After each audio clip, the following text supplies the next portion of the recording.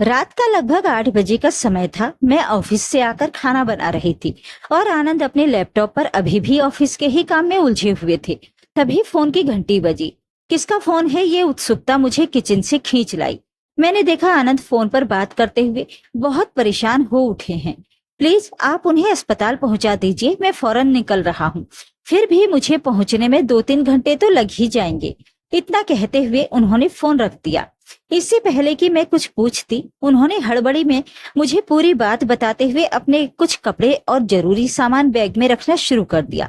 आनंद की चाची जी, जो मथुरा में रहती हैं, अचानक बहुत बीमार हो गई थी। उनकी हालत को देखते हुए किसी पड़ोसी ने हमें फोन किया था। चाची जी का हमारे सिवा इस दुनिया में और है ही कौन। उनकी अपनी औलाद तो है नहीं और चाचा जी का कुछ वर्ष पहले देहांत हो चुका है।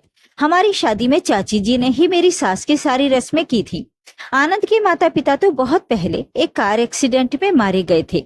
तब आनंद की दीदी गरिमा तो अपनी पढ़ाई पूरी कर नौकरी की तलाश कर रही थी, लेकिन आनंद स्कूल में पढ़ रहे थे। अपनी दीदी से 8 साल छोटे जो हैं। तब चाचा चाची ने ही दीदी की शादी की थी और आनंद को स्कूल के बाद आगे की पढ़ाई के लिए हॉस्टल भेज दिया था। चाचा चाची ने दीदी को और मुझे अपनी औलाद की तरह प्यार दिया है। ये बात इन 2 वर्षों में आनंद मुझे कई बार बता चुके हैं। पहले पूरा परिवार साथ ही रहता था, लेकिन आनंद जब चौथी कक्षा में पढ़ते थे तब ही इनके चाचा जी का तबादला मथुरा हो गया था। इसके बाद तो उनका तबादला कई और शहरों में भी होता रहा, लेकिन मथुरा में उन्होंने अपना घर बना लिया था। इसलिए चाचा जी के देहांत के बाद चाची जी मथुरा आ गई थी, और वे जाती भी कहाँ। मेरा चाची जी से ज्यादा परिचय नहीं था। हमारी शादी के वक्त वे सिर्फ 5-6 दिन हमारे साथ रही थी। दरअसल हम दोनों लंदन घूमने जाना चाहते थे, इसलिए वे मथुरा लौट गई थी। मैं क्या क्या सोचने लग गई थी। आनंद की आवाज से मैं वर्तमान में लौटी। वे कह रहे थे कि देखो, जल्दी में मैं कहीं कुछ रखना तो नहीं भूल गया। बैग पैक हो गया तो आनंद अकेले चाची जी को कैसे संभालेंगे। ये सोचकर मैंने भी साथ चलने की बात की, तो वे बोले कि पहले जाकर स्थिति देख लूं, जरूरत हुई तो तुम्हें भी बुला लूंगा। फिर वे मथुरा के लिए रवाना हो गए। शादी के बाद ये पहला अवसर था जब मैं रात के समय घर में अकेली थी। अजीब सा डर व बेचैनी मुझे सोने नहीं दे रही थी। रात 2 बजे के लगभग आनंद से मेरी बात हुई। पता लगा चाची जी बेहोश हैं। कई तरह के टेस्ट हो रहे हैं, अभी कुछ ठीक से कहा नहीं जा सकता। आनंद काफी परेशान लग रहे थे।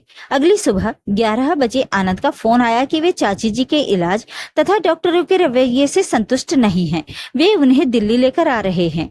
दिल्ली के एक अस्पताल से बातचीत चल रही है। शाम होते होते वे चाची जी को लेकर दिल्ली पहुंच गए। नींद बेहोशी की हालत में चाची जी बहुत ही कमजोर लग रही थी। रंग भी पीला पड़ा हुआ था। उनके अस्पताल पहुंचने से पहले ही मैं वहां पहुंच गई। डॉक्टरों ने तत्परता से इलाज शुरू कर दिया। 5 दिनों बाद चाची जी को अस्पताल से छुट्टी मिल गई, लेकिन डॉक्टरों ने दवा के साथ साथ परहेज और आराम करने की सख्त हिदायत दी थी। हम उन्हें घर ले आए। बीमारी कोई विशेष नहीं थी। बढ़ती उम्र, अकेलापन, चिंता, काम की थकान, उस पर ठीक से समय पर ना खाना बीमारी के कारण थे। हम दोनों के लिए अब और छुट्टियां लेना मुश्किल था। उनके लिए किसी नौकर या नर्स का प्रबंध नहीं हो पा रहा था। इसलिए हमने घर पर काम करने वाली बाई को ही दिन भर में 2-3 चक्कर लगाकर उन्हें दूध, चाय, नाश्ता आदि देते रहने के लिए कहा और ऑफिस जाना शुरू कर दिया था। हाँ, दिन में कई बार हम फोन पर चाची जी से बात कर लेते थे। उनका हालचाल जान लेते थे। कोई परेशानी तो नहीं, पूछते रहते थे। आनंद की तो पता नहीं, हाँ मेरी परेशानियां कुछ बढ़ गई थी। आज तक जो घर सिर्फ हमारा था, वो एकाएक मुझे मेरी ससुराल लगने लगा था। अब उठने बैठने, पहनने ओढ़ने में मैं कुछ बंदिशें महसूस करने लगी थी। हालांकि चाची जी ने इस बारे में कभी कुछ कहा नहीं था, लेकिन उनका घर पर होना ही मेरे लिए काफी था। लेकिन मैं पूरे उत्साह से ये सब कर रही थी, क्योंकि चाची जी आशा से कहीं जल्दी स्वास्थ्य लाभ कर रही थी। 1 सप्ताह बाद ही उन्हें कामवाली की जरूरत नहीं रही। वे अपने छोटे छोटे काम खुद ही उठकर करने लगी थी। मैं खुश थी कि वे जल्दी ही ठीक होकर मथुरा लौट जाएंगी। कुछ ही दिनों की तो बात है। एक दिन आनंद बोले कि अब हम चाची जी को वापस नहीं जाने देंगे, वे अब हमारे साथ ही रहेंगी। अब इस उम्र में उनका अकेले रहना मुश्किल है। फिर बीमार हो गई तो फिर हमारा भी तो उनके प्रति कोई कर्तव्य है। उन्होंने हमारे लिए बहुत कुछ किया है। आनंद ने कुछ गलत तो नहीं कहा था, लेकिन मेरा मन बेचैन हो उठा। मुझे याद है जब मेरे लिए आनंद का रिश्ता आया तो मम्मी पापा ने मेरी राय पूछी थी। आनंद दिखने में कैसे हैं, पढ़े लिखे कितना हैं, कमाते कितना हैं, ये सब जानने की मुझे जरूरत ही महसूस नहीं हुई थी, क्योंकि लगा था कि मम्मी पापा और मामा जी ने देख लिया है तो सब ठीक ही होगा, मेरे लायक ही होगा। मैं तो लड़के के परिवार के बारे में जानना चाहती थी। पूछा तो पता लगा कि घर में सास ससुर नहीं है, बस एक बड़ी बहन है जो शादीशुदा है। मेरे लिए इतना ही जानना काफी था, क्योंकि मेरे दिमाग में सास की छवि ऐसी थी जिससे बहू हमेशा डरी सहमी रहती है। मेरी सहेली जया, जिसकी शादी कुछ ही महीने पहले हुई थी, उससे जब भी बात होती थी वो अपने पति के बारे में कम, सास के बारे में ज्यादा बात करती थी। हमेशा परेशान रहती थी। उस पर मेरी दीदी जब तक मायके आती तो कई दिनों तक लौटने का नाम ही नहीं लेती थी। हमेशा माँ ही उन्हें समझा बुझाकर वापस भेजती थी। उन्हें भी पति या देवर से नहीं, सास से ही ढेरों शिकायतें होती थी। लेकिन हमारे यहाँ तो आनंद की चाची जी रहने वाली थी। अपनी सास की तो चलो कोई दो बातें सुन भी ले, चचिया सास की बातें ताने उल्हाने भला कोई क्यों सुने। हालांकि ऐसा सोचना बड़ा ही गलत था, स्वार्थी सोच थी, लेकिन मुझे बहुत परेशान करने लगा था। एक शाम ऑफिस से घर पहुंची तो देखा चाची जी ने मशीन लगाकर घर भर के मैले कपड़े इकट्ठा कर धो डाले थे। मैं तो इतवार को ही मशीन लगाकर सप्ताह भर के कपड़े धोती हूँ। पिछले दिनों चाची जी की बीमारी के चक्कर में ये काम रह ही गया था। इतने कपड़े एक साथ धुले देखकर मैं हैरान रह गई।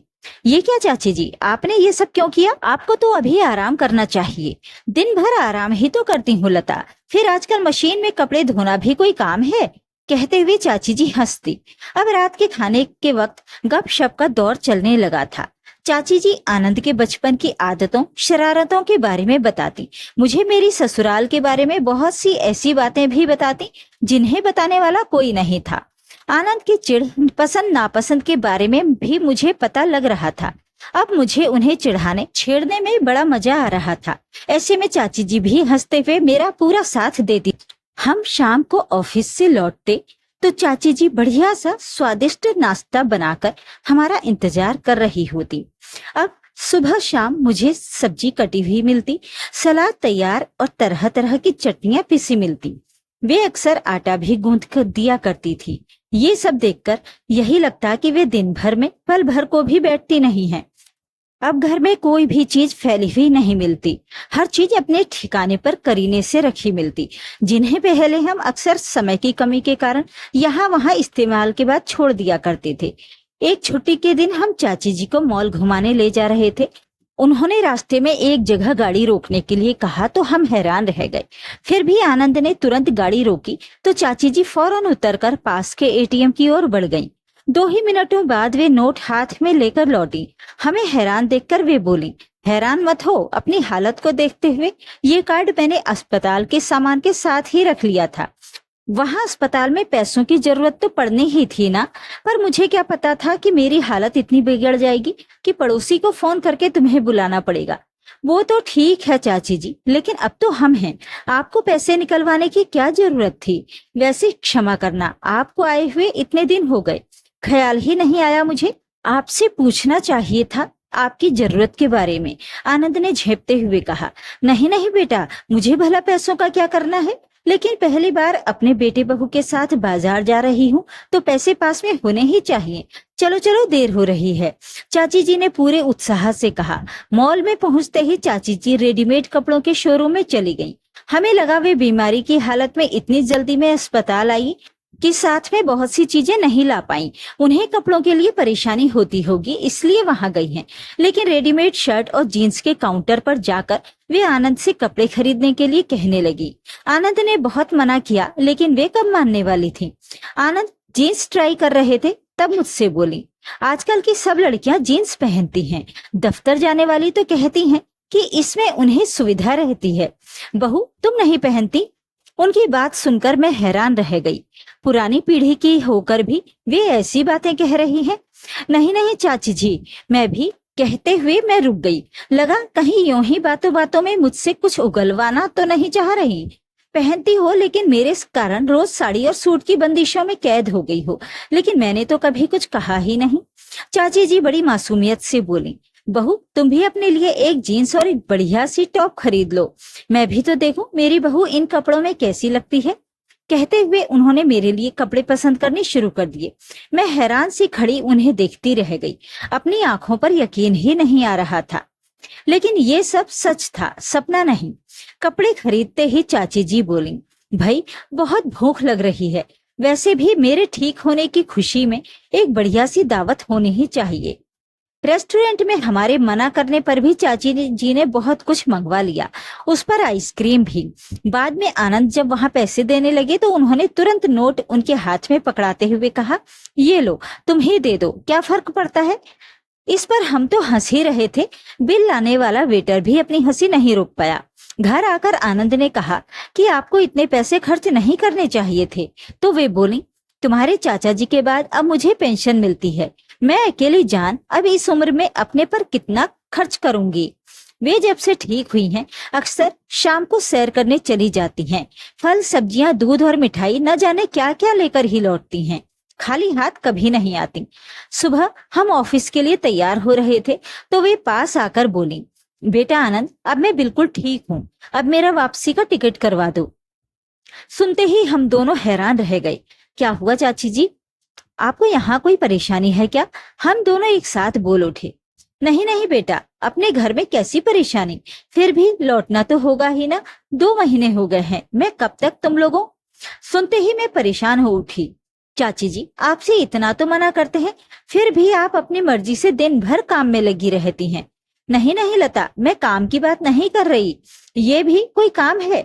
बटन दबाया कपड़े धुल गए, बटन दबाया चटनी मसाला पिस गया। घर की सफाई और बर्तन का काम तो काम वाली कर ही जाती है, दिन भर में काम ही कितना होता है। लेकिन बेटा, 2 महीने हो गए हैं, कब तक तुम लोगों पर बोझ बनी रहूंगी। बोझ शब्द सुनते ही मेरी आंखें भर आईं। मैं उनसे लिपट गई। ऐसी ममता की मूरत, भला बोझ कैसे हो सकती है। कितनी गलत सोच थी मेरी सास के बारे में। मुझे चाची जी से कोई शिकायत नहीं थी। कितनी परेशान हो गई थी मैं जब आनंद ने उनके यहीं रहने की बात की थी, लेकिन अब मैं उनके बिना जीने की कल्पना भी नहीं कर सकती थी। उनके प्यार, आशीर्वाद और उनकी उपस्थिति के बिना हमारा जीवन, हमारा घर परिवार कितना अधूरा रह जाएगा। कौन हर शाम घर पर हमारा इंतजार करेगा? कौन भूख न होने पर भी मनुहार करके हमें खाना खिलाएगा? कौन बिना किसी स्वार्थ के हम पर इतना निश्चल प्यार लुटाएगा? हम दोनों ने उन्हें साफ शब्दों में कह दिया कि अब वे कहीं नहीं जाएंगी। अब इस उम्र में हमारे होते हुए वे अकेली नहीं रहेंगी। अब ये उनकी मर्जी है कि वे अपने मथुरा वाले घर पर ताला लगाना चाहती हैं या उसे किराए पर उठाना चाहती हैं। हमारी जिद और हमारे प्यार के आगे उनकी एक नहीं चली। चाची जी कुछ सोच कर बोली, तुम इतना कहते हो तो तुम्हारे पास ही रह जाऊंगी, लेकिन मेरी एक शर्त है। मैं समझ गई कि चाची जी क्या कहना चाहती हैं। मैं झट से बोली, आप एक बार मथुरा जाकर अपने कुछ कपड़े, कुछ जरूरी सामान लाना चाहती हैं ना? इसमें शर्त की क्या बात है? अगले ही वीकेंड पर हम दोनों आपको मथुरा ले चलेंगे। वो तो मैं जाऊंगी ही, पर मेरी शर्त तो कुछ और ही है। चाची जी के इतना कहते ही मैं कुछ परेशान हो गई। सोचा पता नहीं वे क्या शर्त रखेंगी। तभी आनंद बोल उठे, चाची जी शर्त क्यों, आप तो आदेश दीजिए, क्या चाहिए। हमारे परेशान चेहरे को देखकर चाची जी की हंसी निकल गई। वे हंसते हुए बोली, हाँ हाँ, शर्त नहीं, मेरा आदेश ही है कि यदि मुझे यहाँ रोकना है तो मुझे जल्दी से एक पोता देना होगा। 2 साल हो गए हैं शादी को, कब तक यूं ही डोलते रहोगे। सुनते ही हम दोनों शर्मा गए। जिस प्यार और अधिकार से चाची जी ने कहा है, तो हमारी सोचने के लिए कुछ बचा ही कहाँ है। चाची जी ने हमारे जीवन को नए मायने दिए हैं। पता नहीं ममता की ये मूरत वर्षों बिना औलाद के कैसे रही होगी। चलो बीमारी के बहाने ही सही, वे हमारे पास अपनी ममता लुटाने तो आ गई हैं। तो ये थी आज की कहानी। इस कहानी के बारे में अपनी राय कमेंट बॉक्स में जरूर लिखें। वीडियो को लाइक और शेयर कर दीजिए। चैनल को सब्सक्राइब जरूर कर लें ताकि आपको रोज अच्छी अच्छी कहानियां सुनने को मिल सकें। तो फिर मिलते हैं एक और कहानी के साथ। नमस्कार।